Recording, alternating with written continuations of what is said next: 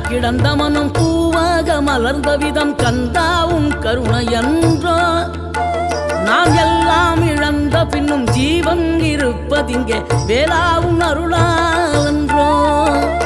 கோடி பணம் இருந்தாலும் மேலும் அதை தேடுகின்ற மானிடர்கள் கூட்டம் நடுவே மனம் தேடி உனை திரிந்தபடி திருப்புகழை பாடும் என நாடி வந்து காத்த குருவே.